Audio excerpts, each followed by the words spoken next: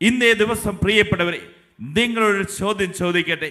ഒത്തിരി പേര് ജെറുസലേം ധ്യാന കേന്ദ്രത്തിൽ ഈ നിത്യജീവൻ ചാപ്പല് കാണുക.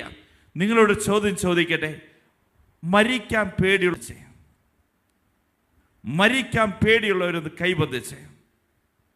ആരുമില്ല, എല്ലാവർക്കും മരിക്കാൻ നല്ല ധൈര്യമുണ്ട്. രണ്ടാമത്തെ ചോദ്യം ഇതാണ്, മരിച്ചു കഴിഞ്ഞാൽ സ്വർഗത്തിൽ പോകണം എന്നുള്ളവരൊന്ന് കൈബന്ധിച്ച്. അതിനും കൈബന്ധിക്കാം, നോക്കട്ടെ, കൈ താത്തിക്കാം. പ്രിയപ്പെട്ടവരെ, മരിക്കാൻ പേടിയുള്ളവരെ ആരും തന്നെ ഇവിടെ കണ്ടില്ല. രണ്ടാമത്തെ ആഗ്രഹം പറഞ്ഞു, മരിച്ചു കഴിഞ്ഞാൽ സ്വർഗത്തിൽ പോകണോ എന്ന് ചോദിച്ചു കഴിഞ്ഞപ്പോൾ എല്ലാവർക്കും സ്വർഗത്തിൽ പോകണം എന്ന് പറഞ്ഞുകൊണ്ട് എല്ലാവരും കൈബന്ധിച്ചു എന്ന് ഞാൻ വിശ്വസിക്കുക. ഞാൻ ഈ കഴിഞ്ഞ ദിവസങ്ങളിൽ ജെറുസലേം ധ്യാന കേന്ദ്രത്തിൽ താമസമുള്ള ധ്യാനം നടക്കുകയായിരുന്നു.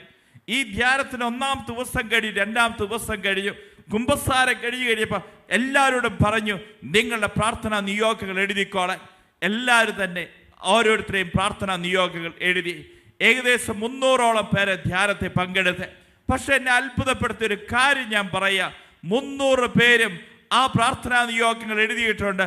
ഒരു വ്യക്തി പോലും അതിനകത്ത് എഴുതിയിട്ടില്ല എൻ്റെ ഒരു പ്രാർത്ഥനാ നിയോഗം എനിക്ക് സ്വർഗത്തിൽ പോകണം എന്നുള്ളതാണ്. മറിച്ച് എല്ലാവരും എഴുതിയിട്ടുണ്ട്, IELTS പാസ്സാവണം, മോളത് കാനഡയ്ക്ക് കടന്നു കിട്ടണം, മോൻ്റെ കടബാധി ഒന്ന് മാറിക്കിട്ടണം.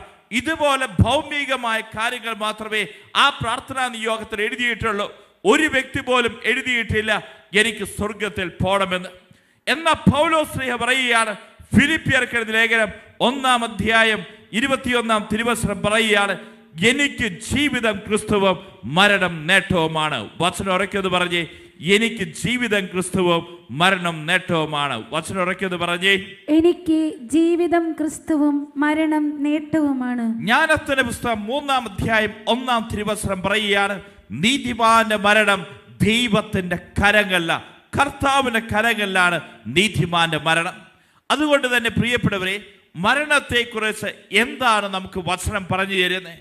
മരണം എന്ന് പറഞ്ഞു കഴിഞ്ഞാൽ നമ്മളൊക്കെ ഈ ലോകത്ത് നിന്ന് ഒരു ദിവസം പോകേണ്ട വ്യക്തികളാണ്. അന്ന് ഇങ്ങനെയായിരിക്കും നമ്മുടെ അടുത്തേക്ക് മാലാഖ വരുന്നുണ്ടാവുക. നിങ്ങൾ എൻ്റെ കൂടെ പാടിക്കോളൂ, മങ്ങിയൊരന്തി വെളിച്ചത്തിൽ ചെന്തി പോലൊരു മാലാഖ വിണ്ണിൽ നിന്നൻ മരണത്തിൻ സന്ദേശവുമായി വന്നരുകിൽ. ദേ മങ്ങിയൊരു അന്തി വെളിച്ചത്തിൽ നമ്മുടെ അടുക്കിലേക്ക് മാലാഖ വരും. പോകേണ്ട സമയമായി. ആ സമയത്ത് നമ്മൾ പാടാൻ പോകുന്ന എന്താ? നമ്മുടെ എന്തായിരിക്കും നമ്മുടെ മറുപടി എന്താ? ഞാൻ ഒരു നിമിഷം ഒരുങ്ങട്ടെ. നമ്മളെന്താ പറയാ? കേട്ടു നടുങ്ങി മനമിളകി പേടി വളർന്നെൻ സ്വരമിടറി മിഴുനീർ തൂകിയുടർത്തിച്ചു ഞാനൊരു നിമിഷം ഒരുങ്ങട്ടെ. എൻ്റെ സ്വരമിടറി, എൻ്റെ കണ്ണിൽ നിന്ന് കണ്ണീർ തുള്ളികൾ ഇറ്റിറ്റ് വീഴുക. എന്നിട്ട് ഞാൻ മാലാഖയോട് പറയുകയാണ്, ഞാനൊരു നിമിഷം ഒരുങ്ങട്ടെ. ആ സമയത്ത് മാലാഖ എന്താ പറയുന്നേ? ദൂതൻ പ്രാർത്ഥന കേട്ടില്ല, സമയം തെല്ലും തന്നില്ല, മൃതിയുടെ പിടിയിൽ അമർന്നു ഞാൻ, നാദാ നീദാൻ അവലംബം. മാലാഖ ആ സമയത്ത് എൻ്റെ പ്രാർത്ഥനയും കേട്ടില്ല, എനിക്ക് ഒരുങ്ങാനും സമയം തന്നില്ല. ഇതാ നിന്റെ സമയമായി എന്ന് പറഞ്ഞുകൊണ്ട് എന്നെ കൊണ്ട് പോകിയ മാലാഖ വലതുകരം ഉയർത്തി എന്ന് പറഞ്ഞ് ഹല്ലേലൂയ. പ്രിയപ്പെട്ടവരെ, മരണം എപ്പോഴും നമ്മെ ഓർമ്മപ്പെടുത്തുന്നത് നമുക്ക് ഈ ലോകത്തിൽ നിന്നുള്ള ഒരു താൽക്കാലികമായിട്ടുള്ള അല്ലെങ്കിൽ താൽക്കാലിക വേർപാടാണ് മരണം. ഈ ലോകത്തിൽ നിന്നുള്ള മനുഷ്യൻ്റെ താൽക്കാലികമായിട്ടുള്ള വേർപാടാണ് മരണം. നമ്മൾ വചനത്തെ കാണുന്നുണ്ട്, മോശ മരിച്ചു. എന്നാൽ ഏതാനും കാലങ്ങൾ കഴിഞ്ഞു കഴിയുമ്പോൾ മോശയെ നമ്മൾ കണ്ടുമുട്ടുന്നുണ്ട്. യേശുവിൻ്റെ രൂപാന്തരീകരണ വേളയിൽ മോശ അവിടെ നിൽക്കുന്നുണ്ട്. മോശ മരിച്ചു, ദൈവത്തിൻ്റെ ദാസനായ മോശ മരിച്ചു. എന്നാൽ മോശ മരിച്ചു കഴിഞ്ഞപ്പോൾ അവരവനെ സംസ്കരിച്ചു. ഏതാനും കാലം കഴിഞ്ഞപ്പോൾ യേശുവിൻ്റെ രൂപാന്തരീകരണ വേളയിൽ മോശ അവിടെ നിൽക്കുന്നത് നമ്മൾ തിരുവചനത്തിൽ വായിക്കുന്നുണ്ട്. ഇതുപോലെ തന്നെ മരണത്തെക്കുറിച്ച് നമുക്ക് പറയുക. നമ്മുടെ പ്രിയപ്പെട്ടവരെയൊക്കെ കൊച്ചി നെടുമ്പാശ്ശേരി എയർപോർട്ടിൽ കൊണ്ടുപോയി വിടും. അവരിതാ ഇവിടെ നിന്ന് പോയി. അതിനുശേഷം നമ്മൾ പറയും അവർ പോയി. കുറച്ച് സമയം കഴിയുമ്പോൾ അവർ നമ്മെ ഫോൺ വിളിച്ചിട്ട് പറയുന്ന ഒരു കാര്യമുണ്ട്, ഞങ്ങൾ എത്തി. ഇതാണ് മരണത്തെക്കുറിച്ച് നമുക്ക് പറഞ്ഞു തരുന്നത്. ഈ ലോകത്തിലേക്ക് യേശു കടന്നു വന്നത് എന്തിനാ? നമ്മെ ഓരോരുത്തരെയും ഈ ലോകത്തിൽ നിന്ന് സ്വർഗത്തിലേക്ക് കൊണ്ടുപോകുന്നതിന് വേണ്ടിയിട്ടാണ് യേശു കടന്നു വന്നിരിക്കുന്നത്. അതുകൊണ്ടാണ് വചനം പറയുന്നത്, യോഹന്നാന്റെ സുവിശേഷം 14-ാം അധ്യായം 1-ാം തിരുവചനം പറയുക, നിങ്ങളുടെ ഹൃദയം അസ്വസ്ഥമാകേണ്ട, ദൈവത്തിൽ വിശ്വസിക്കുവിൻ, എന്നിലും വിശ്വസിക്കുവിൻ. തുടർന്നുള്ള വചനം നോക്കിയേ, എൻ്റെ പിതാവിന്റെ ഭവനത്തിൽ അനേകം വാസസ്ഥലങ്ങളുണ്ട്, അവ നിങ്ങൾക്ക് വേണ്ടി ഞാൻ ഒരുക്കി കഴിഞ്ഞാൽ ഞാൻ വന്ന് നിങ്ങളെയും കൂട്ടിക്കൊണ്ടുപോകും. കണ്ടോ പ്രിയപ്പെട്ടവരെ, നമ്മെ ഓരോരുത്തരെയും കൂട്ടിക്കൊണ്ടുപോകും. ആര്? പുത്രനായ യേശു. എപ്പോൾ? എനിക്കൊരു ഭവനം പിതാവായ ദൈവത്തിന്റെ സന്നിധിയിൽ അവിടെ എനിക്ക് വേണ്ടി ഒരു ഭവനം പണിത് കഴിഞ്ഞാൽ എന്നെ കൊണ്ടുപോകാൻ ഇതാ പുത്രനായി യേശു കടന്നു വരുന്നു. ഇതുകൊണ്ടാണ് ജോൺ പോൾ രണ്ടാമൻ മാർപ്പാപ്പ പറയുന്ന ഒരു കാര്യമുണ്ട്, യേശുവിൽ വിശ്വസിച്ച് അനുദപിച്ച് മരിക്കുന്നവർ ശാരീരികമായി മരിക്കുന്നു, എന്നാൽ ആത്മീയമായി നാം ചിന്തിച്ചാൽ അവർ സ്വർഗത്തിലാണ്. യേശുവിൽ വിശ്വസിച്ച് അനുദപിച്ച് ഒരു വ്യക്തി മരിക്കുകയാണെങ്കിൽ ശാരീരികമായി ആ വ്യക്തി മരിക്കുന്നു, എന്നാൽ ആത്മീയമായി ആ വ്യക്തി സ്വർഗത്തിലാണ് എന്ന് പറഞ്ഞു തരിക. നമുക്ക് വചനം കാണാൻ സാധിക്കും. പത്രോസ് എഴുതിയ 2-ാം ലേഖനം 1-ാം അധ്യായം 14-ാം തിരുവചനം. പത്രോസ് എഴുതിയ 2-ാം ലേഖനം 1-ാം അധ്യായം 14-ാം തിരുവചനത്തിൽ കാണാൻ സാധിക്കും. പത്രോസ് മരണത്തെക്കുറിച്ച് പത്രോസ് മനോഭാവം എന്തായിരുന്നു? നമ്മൾ വചനം ഒന്ന് ശ്രവിച്ചേ. എന്തെന്നാൽ നമ്മുടെ കർത്താവായ യേശുക്രിസ്തു എനിക്ക് വെളിപ്പെടുത്തി തന്നിട്ടുള്ളതുപോലെ കൂടാരത്തിൽ നിന്നുള്ള എൻ്റെ വേർപാടിൻ്റെ സമയം അടുത്തിരിക്കുന്നു. എൻ്റെ വേർപാടിന് ശേഷവും നിങ്ങൾ ഇക്കാര്യങ്ങൾ ഓർക്കാൻ വേണ്ടത് ഞാൻ ചെയ്യും. ഹല്ലേലൂയ, ഹല്ലേലൂയ, സ്വരമുയർത്തി പറഞ്ഞേ ഹല്ലേലൂയ, ഹല്ലേലൂയ. പത്രോസ് പറയുക, എന്താണ് മരണം? മരണം പത്രോസ് പറഞ്ഞു തരാറുണ്ട്. ഇത് എൻ്റെ ഈ വേർപാടിൻ്റെ സമയം എന്ന് പറഞ്ഞ് ഈ കൂടാരത്തിൽ നിന്ന് എൻ്റെ വേർപാടിൻ്റെ സമയം അടുത്തിരിക്കുന്നു. ഈ കൂടാരത്തിൽ നിന്നുള്ള വേർപാടാണ് ഈ പത്രോസ് മരണം. വീണ്ടും പൗലോസ് മരണത്തെക്കുറിച്ച് കാണാൻ സാധിക്കും. പൗലോസ് മരണത്തെ എന്തെന്ന് വിളിക്കുന്നത്? ഈ ലോകത്തിലെ നമ്മുടെ ജീവിതം ഉണ്ടല്ലോ, ഒരു വാടക വീടാണ്. ഈ വാടക വീട്ടിൽ നമ്മൾ എത്ര കാലം താമസിക്കും? ഈ വാടക വീട് വിട്ടുകഴിഞ്ഞ് നമ്മൾ പോകണം നമുക്ക് സ്വന്തമായിട്ടുള്ള ഒരു സ്വർഗീയ ഭവനത്തിലേക്ക്. ആ സ്വർഗീയ ഭവനത്തിലേക്ക് പോകാൻ വേണ്ടി വിളിക്കപ്പെട്ട വ്യക്തികളാണ് നമ്മൾ ഓരോരുത്തരും. വചനത്തെ നമുക്ക് കാണാൻ സാധിക്കും. കൊരിന്തോസുകാർക്ക് 2-ാം ലേഖനം 5-ാം അധ്യായം 1-ാം തിരുവചനം. 2 Corinthians chapter 5 verse 1. അവിടെ നമുക്ക് കാണാൻ സാധിക്കും എന്താണ് പൗലോസ് മരണത്തെ കുറിച്ച് പറയുന്നത്. ഞങ്ങൾ വസിക്കുന്ന ഭൗമിക ഭവനം നശിച്ചു പോകുമെങ്കിലും കരങ്ങളാൽ നിർമ്മിതമല്ലാത്തതും ശാശ്വതവും ദൈവത്തിൽ നിന്നുള്ളതുമായ സ്വർഗീയ ഭവനം ഞങ്ങൾക്കുണ്ടെന്ന് ഞങ്ങൾ അറിയുന്നു. കണ്ടോ, ഈ വാടക വീട് നശിച്ചു പോകാനുള്ളതാ. ഈ വാടക വീട് വിട്ടുപോകേണ്ടവരാ. നമ്മളൊക്കെ ഒരു ദിവസം ഈ സ്വർഗീയ ഭവനത്തിലേക്ക് പോകേണ്ട വ്യക്തികളാണ് എന്ന് പൗലോസ് നമ്മെ ഓർമ്മിപ്പിക്കുക. അതുകൊണ്ട് തന്നെ ഒരു വ്യക്തിയും മരണത്തെക്കുറിച്ചുള്ള കാഴ്ചപ്പാട് എന്താ? ഈ ലോകത്തിൽ നമ്മൾ പോകുന്നുണ്ടെങ്കിലും ദൈവത്തിന്റെ സന്നിധിയിലേക്ക് നമ്മൾ പോകുന്നത്. അവിടെ നാം കാണുക, എനിക്കൊരു സ്വർഗീയ ഭവനമുണ്ട്. ആ സ്വർഗീയ ഭവനത്തിലേക്കാണ് നമ്മൾ ഓരോരുത്തരും യാത്രയായിരിക്കുന്നത്. നമ്മുടെ പ്രിയപ്പെട്ടവരായ വ്യക്തികളൊക്കെ മരിച്ചു പോയിട്ടുണ്ട്. ഈ മരിച്ചു പോയിരിക്കുന്ന വ്യക്തികളൊക്കെ നമ്മിൽ നിന്ന് വേർപെട്ടു പോയപ്പോൾ നമുക്കതിൻ്റെ വേദനയുണ്ട്, നമുക്കതിൻ്റെ ദുഃഖമുണ്ട്. പക്ഷേ ഈ കാഴ്ചപ്പാടോടുകൂടെ, ആത്മീയമായ കാഴ്ചപ്പാടോടുകൂടെ നമ്മൾ അതിനെ കാണുമ്പോൾ അവരൊക്കെ പോയിരിക്കുന്നത് എങ്ങോട്ടാ? ദൈവത്തിന്റെ സന്നിധിയിലേക്കാ. ഈ ലോകം വിട്ടുപോകുക എന്നുള്ളത് നമ്മുടെ ഓരോരുത്തരെയും ഉത്തരവാദിത്തം. അവർ സ്വർഗീയ ഭവനത്തിലേക്ക് എത്തിച്ചേർന്നിരിക്കുന്നത്. ഞാൻ ഈ വാടക വീട്ടിലാണ് ഇത്രയും കാലമായിരുന്നത്, എന്നാൽ ഈ വാടക വീട് വിട്ടുപോകേണ്ട വ്യക്തിയാണ് എന്നുള്ള കാര്യം എന്നെ ഓർമ്മപ്പെടുത്തിയ എൻ്റെ കൂടാരത്തിൽ നിന്ന് എൻ്റെ വേർപാടിന്റെ സമയം ആഗതമായിരിക്കുന്നു എന്നാണ് പത്രോസ് മരണത്തെ കുറിച്ച് പറയുന്നത്. വലതുകരം ഉയർത്തി ഹല്ലേലൂയ, ഹല്ലേലൂയ, ഹല്ലേലൂയ, ഹല്ലേലൂയ. വീണ്ടും നമുക്ക് പറഞ്ഞു തരികയാണ്, മരണം ശ്രേഷ്ഠമായിട്ടുള്ള കാര്യമാണ്. മരണം ഭയപ്പെടേണ്ട കാര്യമല്ല, മറിച്ച് മരണം ശ്രേഷ്ഠമായിട്ടുള്ള കാര്യമാണ്. വചനത്തെ നമുക്ക് കാണാൻ സാധിക്കും.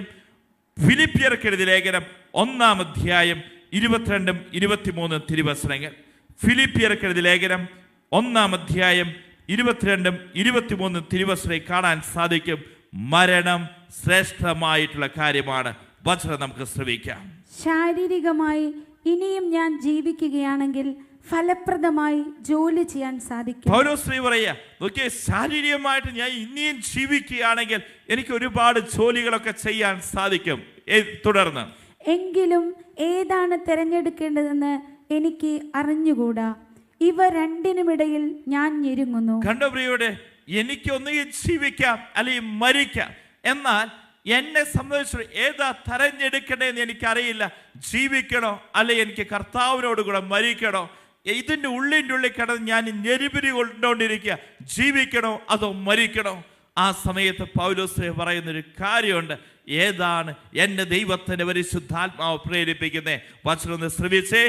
എങ്കിലും എൻ്റെ ആഗ്രഹം മരിച്ച് ക്രിസ്തുവിനോടുകൂടെ ആയിരിക്കാനാണ്, കാരണം അതാണ് കൂടുതൽ ശ്രേഷ്ഠം. Hallelujah, hallelujah, hallelujah, hallelujah. Paulose പറയാ, എൻ്റെ ആഗ്രഹം എന്താ? എനിക്ക് മരിച്ച് ക്രിസ്തുവിനോട് കൂടെയായിരിക്കാനാ, അതാണ് കൂടുതൽ ശ്രേഷ്ഠം. കണ്ടോ പ്രിയപ്പെട്ടവരെ, പൗലോസ് ശ്ലീഹായ്ക്ക് മുന്നിൽ 2 ഓപ്ഷൻസ് ഉണ്ടായിരുന്നു. ഒന്നുകിൽ എനിക്ക് മരിക്കാം അല്ലെങ്കിൽ ക്രിസ്തുവിനോട് കൂടെ ജീവിക്കാം. ഏതാ എനിക്ക് ജീവിക്കണോ അതോ മരിക്കണോ? ആ സമയത്ത് ഈ 2 ഓപ്ഷൻ വന്നു കഴിയുമ്പോൾ നമ്മൾ പറയും ജീവിക്കണമെന്ന്. എന്നാൽ പൗലോസ് പറയുക, അതല്ല ഞാൻ ആഗ്രഹിക്കുന്നത്, മരിച്ച് കർത്താവിൻ്റെ കൂടെയായിരിക്കുക എന്നതാ ഞാൻ ആഗ്രഹിക്കുന്നത്. വീണ്ടും പൗലോസ് പറയാ, അതാണ് കൂടുതൽ ശ്രേഷ്ഠം. വലതുകരം ഉയർത്തി ഹല്ലേലൂയ, ഹല്ലേലൂയ, സ്വരം ഉയർത്തി ഹല്ലേലൂയ, ഹല്ലേലൂയ. വിശുദ്ധ അന്തോണിയോസ് പുണ്യാളന്റെ ജീവിതത്തിൽ ഒരു സംഭവം പറയുന്നുണ്ട്. അന്തോണിയോസ് പുണ്യാളന്റെ പിതാവ് ആ നാട്ടിലെ ഒരു പ്രമാണിയായിട്ടുള്ള വ്യക്തിയായിരുന്നു. എല്ലാവരും അറിയപ്പെടുന്ന വ്യക്തി, അതിസമ്പന്നനായിട്ടുള്ള വ്യക്തി, നല്ല കുലീനത്വമുള്ള ഒരു കുടുംബം. ആ കുടുംബത്തിൻ്റെ പിതാവാണ് അന്തോണിയോസ് പുണ്യാളന്റെ അപ്പൻ. ഈ സമയത്ത് ഈ അന്തോണിയോസ് പുണ്യാളന്റെ വീട്ടിൽ ഒരു ദുരന്തം നടക്കുകയാണ്. ആ വീടിൻ്റെ കോമ്പൗണ്ടിൽ ഒരു വ്യക്തി മരിച്ചു കിടക്കുന്നു, ഒരു യുവാവ് മരിച്ചു കിടക്കുന്നത്. ഇതിന് ശേഷം ഈ പോലീസ് വന്നു, അതിന് ചുറ്റുമുള്ള ആൾക്കാരൊക്കെ വന്നു. ഇതിന് ശേഷം ഈ യുവാവിനെ കൊണ്ടുപോയി അവിടുത്തെ പ്രോസസ്സിങ് കാര്യങ്ങളൊക്കെ നടത്തിയതിന് ശേഷം ആ യുവാവിനെ കൊണ്ടുപോയി സംസ്കരിച്ചു. പക്ഷെ ഒരു കാര്യം അവിടെ സംഭവിച്ചു. ഈ കൊലപാതകത്തിന്റെ പിന്നിൽ ആരാണ് കാരണക്കാരൻ? ആരാണ് ഈ കൊലപാതകം നടത്തിയത്? അന്തോണിയോസ് പുണ്യാളന്റെ പിതാവാണ് എന്ന് അവിടെയുള്ള ജനം മുഴുവൻ വിളിച്ചു പറഞ്ഞു. അന്തോണിയോസ് പുണ്യാളന്റെ പിതാവിനെതിരെ കോടതി കേസായി. ഇങ്ങനെ കോടതി കേസുമായിട്ട് അന്തോണിയോസ് പുണ്യാളന്റെ പിതാവ് നടക്കുക. ആ സമയത്ത് അന്തോണിയോസ് പുണ്യാളൻ അവിടെ അറിയപ്പെടുന്ന വചനപ്രഘോഷകന, അത്ഭുത പ്രവർത്തകനായിട്ടുള്ള വ്യക്തിയാ. അന്തോണിയോസ് പുണ്യാളൻ എന്തെന്നില്ലാത്ത വേദനയായി, എൻ്റെ പിതാവിൻ്റെ പേരിലാണല്ലോ ഒരു കൊലപാതക കുറ്റം വന്നിരിക്കുന്നത്. എൻ്റെ പിതാവ് അങ്ങനൊരു കാര്യം ചെയ്യില്ല, പക്ഷെ എൻ്റെ പിതാവ് അങ്ങനെ ചെയ്തിട്ടില്ല എന്ന് തെളിയിക്കാൻ എൻ്റെ കയ്യിൽ ഒന്നുമില്ല. പക്ഷേ ഇത് സംഭവിച്ചിരിക്കുന്നത് എൻ്റെ വീട്ടിലാണ്, എൻ്റെ ഭവനത്തിൻ്റെ കോമ്പൗണ്ടിലാണ് ഇത് സംഭവിച്ചിരിക്കുന്നത്. അവസാനം അന്തോണിയോസ് പുണ്യാളന്റെ പിതാവിനെതിരെ കോടതി വിധി പ്രസ്താവിക്കാൻ പോവുകയാണ്. അന്ന് രാവിലെ അന്തോണിയോസ് പുണ്യാളൻ തീരുമാനിച്ചു, ലിസ്ബണിൽ നിന്ന് അന്തോണിയോസ് പുണ്യാളൻ പാദുവായിലേക്ക് നടക്കുകയാണ്. ഈ പോരുന്ന വഴിക്ക് അന്തോണിയോസ് പുണ്യാളൻ രാവിലെ വിശുദ്ധ കുർബാനയ്ക്ക് അർപ്പിച്ചു, കർത്താവേ, എൻ്റെ അപ്പനെ ഈ കോടതി വിധിയിൽ നിന്ന് രക്ഷിക്കണേ. എൻ്റെ അപ്പനെ അദ്ദേഹത്തിൻ്റെ ആ സത്യസന്ധത തെളിയിക്കാൻ എങ്ങനെയാ സാധിക്കുക? ഒരു വഴി തുറന്നു തരണമേ. അങ്ങനെ അന്തോണിയോസ് പുണ്യാളൻ പോരുമ്പോൾ മാലാഖമാർ അദ്ദേഹത്തെ പൊക്കിക്കൊണ്ട് വരുന്നുണ്ട്. അദ്ദേഹത്തെ എടുത്തുകൊണ്ട് ഈ കോടതി വരാന്തയിൽ കൊണ്ടുപോയി നിർത്തിയിരിക്കുക. ഈ സമയത്ത് അന്തോണിയോസ് പുണ്യാളൻ അവിടെ നിൽക്കുന്നു. ജഡ്ജി വിധി പ്രസ്താവിക്കുന്നേക്കാൾ മുമ്പ് ഇങ്ങനെ ചോദിച്ചു, മകൻ വൈദികനാണല്ലോ, ആ അന്തോണിയോസ് പുണ്യാളനായിട്ടുള്ള വൈദികൻ, ആ വൈദികനോട് ചോദിച്ചു, അങ്ങേക്ക് എന്തെങ്കിലും പറയാനുണ്ടോ? ഈ സമയത്ത് അന്തോണിയോസ് പുണ്യാളൻ ഇങ്ങനെ പറഞ്ഞു, എനിക്കൊരു സഹായം കൂടി ചെയ്തു തരണം. ആ മരിച്ച അദ്ദേഹത്തെ സംസ്കരിച്ചിരിക്കുന്ന ആ കല്ലറയുടെ അടുക്കലേക്ക് നിങ്ങളൊന്ന് വരണം. ഈ അന്തോണിയോസ് പുണ്യാളൻ നാട്ടിലെ എല്ലാവരും അറിയപ്പെടുന്ന വചനപ്രഘോഷകൻ, അത്ഭുത പ്രവർത്തനായ വ്യക്തി. ഈ കോടതി മുഴുവൻ അന്തോണിയോസ് പുണ്യാളന്റെ കൂടെ ആ സെമിത്തേരി സ്ഥിതി ചെയ്യുന്ന സ്ഥലത്തേക്ക് പോവുക. ജനം മുഴുവൻ തമ്പടിച്ചിരിക്കുക. മരിച്ചു കുഴിച്ച് ഇട്ടിരിക്കുന്നു, ദിവസങ്ങൾ കഴിഞ്ഞിരിക്കുന്നു.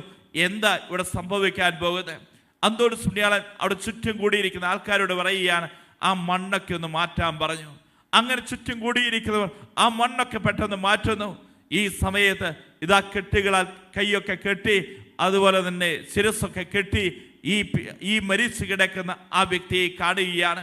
അന്തോണിസ് പുണ്യാളൻ ഇങ്ങനെ പ്രാർത്ഥിച്ചു, ദൈവമേ, എൻ്റെ പിതാവിൻ്റെ നിരപരാധിത്വം തെളിയിക്കുവാൻ നീ എനിക്കൊരു അവസരം തന്നിരിക്കുകയാണല്ലോ. നീ അവിടെ ലാസറിനെ ഉയർപ്പിച്ചിട്ടുണ്ട്, ജൈറോസിന്റെ മകളെ ഉയർപ്പിച്ചിട്ടുണ്ട്. നിന്റെ നാമത്തിൽ ഞാനും പ്രാർത്ഥിക്കുക. എൻ്റെ കുടുംബം കടന്നു പോകുന്ന വേദന, എൻ്റെ പിതാവ് കടന്നു പോകുന്ന വേദന എല്ലാം ഞാൻ നിന്റെ മുമ്പിലേക്ക് സമർപ്പിക്കുന്നു. യേശുവിൻ്റെ നാമത്തിന് ശക്തി ഇവിടെ ഒരു അത്ഭുത ശക്തിയായി തീരട്ടെ. നിന്റെ നാമത്തിൽ ഞാൻ പ്രാർത്ഥിക്കുന്നു. ഈ മരിച്ച യുവാവിനെ പേര് വിളിച്ചുകൊണ്ട് ഈ അന്തോണിസ് പുണ്യാളൻ പറഞ്ഞു, യുവാവേ, ഞാൻ നിന്നോട് പറയുന്നു, എഴുന്നേൽക്കുവിൻ. ഈ യുവാവ് എഴുന്നേൽക്കുകയാണ്. ഈ സമയത്ത് അന്തോണിസ് പുണ്യാളൻ ആ യുവാവിനോട് ചോദിച്ചു, നിങ്ങളെ കൊന്നത് എൻ്റെ പിതാവാണോ? ഈ സമയത്ത് ഈ യുവാവ് പറഞ്ഞു, നിങ്ങളുടെ പിതാവല്ല എന്നെ കൊന്നത്. വീണ്ടും അന്തോണിസ് പുണ്യാളൻ ആ വ്യക്തിയോട് ചോദിച്ചു, നിങ്ങൾക്ക് മരിക്കണോ അതോ ജീവിക്കണോ? ആ സമയത്ത് ഉയർത്ത ആ യുവാവ് പറയുകയാണ്, എനിക്ക് മരിച്ചാൽ മതി. ഞാൻ ദൈവത്തെ കണ്ടു, ഞാൻ മാലാഖമാരുടെ കൂടെയ, സ്വർഗവാസികളുടെ കൂടെയ, വിശുദ്ധാത്മാക്കളുടെ കൂടെയ. എങ്കിൽ നീ അങ്ങോട്ട് പൊക്കോ എന്ന് പറഞ്ഞു. ആ സമയത്ത് കോടതിയും ജഡ്ജിയും കാര്യങ്ങളൊക്കെ അവിടെ കൂടിയിരിക്കുന്നവർ ചോദിച്ചു, എങ്കിൽ ആരാണ് കൊന്നതെന്ന് ആ വ്യക്തിയോട് ചോദിക്കാൻ. അപ്പോഴത്തേനും അന്തോണിസ് പുണ്യാളൻ പറഞ്ഞു, ഞാൻ ചോദിച്ച ഒറ്റ കാര്യം, എൻ്റെ പിതാവല്ല ഈ കൊലപാതകം നടത്തിയത്. ആ നിരപരാധിത്വം തെളിയിച്ചു കിട്ടിയാൽ മതി. ഇനി കോടതിയാണ് അന്വേഷിക്കേണ്ടത് ആരാണ് ആ വ്യക്തിയെ കൊന്നതെന്ന്. പ്രിയപ്പെട്ടവരെ, ഈ മനുഷ്യർ ചോദിക്കുക, ഇദ്ദേഹം സ്വർഗത്തിൽ പോയി, അദ്ദേഹം മരിച്ച് സ്വർഗത്തിൽ പോയി. അദ്ദേഹത്തോട് ചോദിക്കുക, നിങ്ങൾക്ക് എന്താ വേണ്ടേ? സ്വർഗത്തിൽ പോണോ അല്ലെങ്കിൽ ഈ ലോകത്ത് ജീവിക്കണോ? ആ മനുഷ്യന്റെ മറുപടി ചെയ്താ, എനിക്ക് മരിച്ചാൽ മതി. ഞാൻ ദൈവത്തെ കണ്ടു, മാലാഖമാരെ കണ്ടു, വിശുദ്ധാത്മാക്കളെ കണ്ടു. വലതുകര ഉയർത്തിയെന്ന് പറഞ്ഞേ ഹല്ലേലൂയാ, ഹല്ലേലൂയാ. സ്വരം ഉയർത്തി ഹല്ലേലൂയാ, ഹല്ലേലൂയാ. അതുകൊണ്ട് തന്നെ മരിക്കുക, സ്വർഗത്തിൽ പോകുക, ഇത് ശ്രേഷ്ഠമായിട്ടുള്ള കാര്യമാണ്. മരിക്കുക, സ്വർഗത്തിൽ പോകുക, ഇത് ശ്രേഷ്ഠമായിട്ടുള്ള കാര്യമാണ്. അതുകൊണ്ട് തന്നെ ആരും മരിക്കാൻ ഭയപ്പെടേണ്ട. വീണ്ടും നമുക്ക് പറഞ്ഞു തരികയാണ്, മരണം ദൈവവുമായിട്ടുള്ള ആത്മബന്ധമാണ്. ദൈവവുമായിട്ടുള്ള ആത്മബന്ധമാണ്. വെളിപ്പാട് പുസ്തകം 22-ാം അധ്യായം 4-ാം തിരുവചനം പറയുകയാണ്, അവിടുത്തെ ഭക്തർ അവിടുത്തെ ആരാധിക്കും, അവർ അവിടുത്തെ മുഖം ദർശിക്കും. ഹല്ലേലൂയാ, ഹല്ലേലൂയാ, ഹല്ലേലൂയാ, ഹല്ലേലൂയാ. അവിടുത്തെ ഭക്തർ അവിടുത്തെ ആരാധിക്കും, അവർ അവിടുത്തെ മുഖം ദർശിക്കും. ഹല്ലേലൂയാ, ഹല്ലേലൂയാ. പ്രിയപ്പെട്ടവരെ, നമ്മൾ മരിച്ചു കഴിയുമ്പോൾ എങ്ങനെയാ ഈ ദൈവത്തെ മുഖാമുഖം ദർശിക്കാനുള്ള ഭാഗ്യമല്ലേ നമുക്ക് ലഭിക്കുന്നേ? ഇപ്പോൾ കണ്ണാടിയിൽ എന്നതുപോലെ നാം കാണുന്നു. മരിച്ചു കഴിയുമ്പോൾ നമുക്ക് എന്താ? ഈ ദൈവത്തെ മുഖാമുഖം ദർശിക്കുവാനുള്ള ഭാഗ്യമാണ് നമുക്ക് ഓരോരുത്തർക്കും ലഭിക്കുന്നത്. ഇതുകൊണ്ട് തന്നെ പ്രിയപ്പെട്ടവരെ, ഇന്ന് വചനം കേട്ടുകൊണ്ടിരിക്കുമ്പോൾ ഏത് സമയം വേണമെങ്കിലും ദൂതൻ നമ്മളെ വിളിക്കും. നീ ഒരുങ്ങിയിട്ടില്ല, എനിക്ക് കുറച്ച് സമയം കൂടി വേണം എന്ന് പറഞ്ഞു കഴിഞ്ഞാൽ അവിടെ സമയം കിട്ടില്ല മക്കളെ. അവൻ വിളിക്കുന്ന സമയത്ത് ഞാനും നിങ്ങളുമെല്ലാം പോകേണ്ട വ്യക്തികളാണ്. നമ്മൾ നോക്കിക്കോ, നമ്മുടെ മക്കൾ ഹോസ്റ്റലിലേക്ക് പോകുന്നു.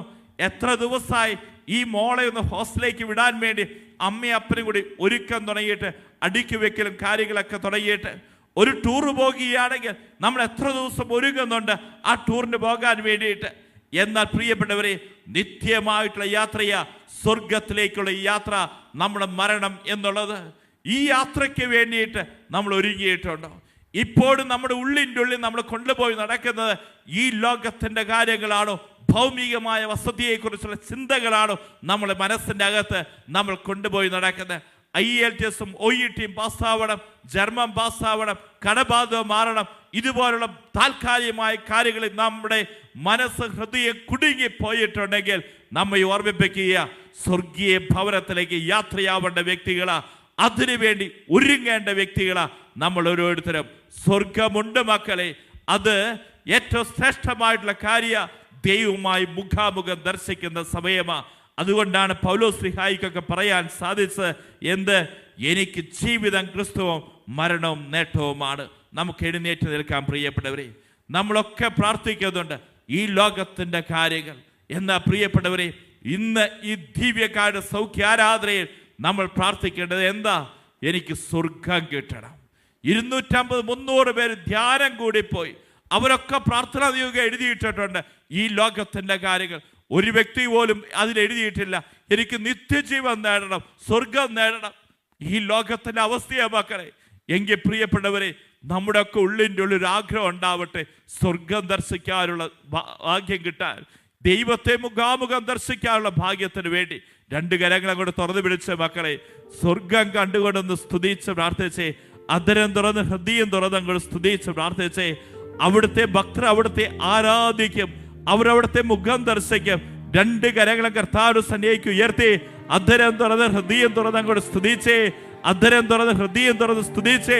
മാലാഖമാരോടൊപ്പം ദൈവത്തെ ആരാധിക്കട്ടെ, സ്വർഗവാസികളോടൊപ്പം അവിടുത്തെ ആരാധിക്കട്ടെ, സ്വർഗീയ ജനത്തോടൊപ്പം അവിടുത്തെ ആരാധിക്കട്ടെ, രക്തസാക്ഷികളോടൊപ്പം അവിടുത്തെ ആരാധിക്കട്ടെ. നമ്മളൊക്കെ എത്തിച്ചേരേണ്ട സ്ഥലം എവിടെയാ? ആ സ്വർഗമാ.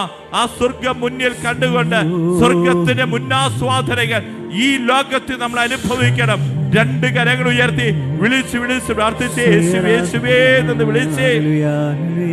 ഈ ഭൗമികമായ ഭവനം വിട്ട്, ഈ കൂടാരം വിട്ട് പോകേണ്ട വ്യക്തികളാ. ഈ ബോധ്യം നമുക്കുണ്ടാവട്ടെ. മനുഷ്യനിർമ്മിതമായി ഈ ഭവനം വിട്ട് സ്വർഗീയ ഭവനത്തിലേക്ക് പ്രവേശിക്കേണ്ട വ്യക്തികളാ. ഈ ഉൾക്കാഴ്ച നമുക്കുണ്ടാവട്ടെ.